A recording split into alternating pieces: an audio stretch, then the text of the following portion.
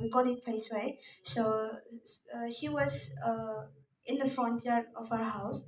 She was weaving the cloth, and one man he came and asked her that asked a way, like which is a place name, like since we have come from Manipur, so he asked the girl, where is the way of Manipur? So then she answered that I don't know the way of Manipur. I don't have my parents, but I have a brother. He always works hard for me that I don't have to go out and go to Manipur and buy something and all. He always does everything for me, and I always stay in home, so I don't know the way of Manipur. So, and the song goes like this. It's a folklore. Yes, ma'am. Yeah. Dai lugum phai luan no bam tekin oroi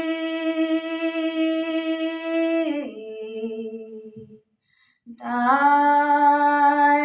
dang below ôi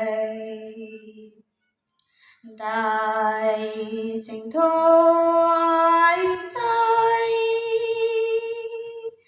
mong gây kinh ô đây bạn cô là bạn gái ô na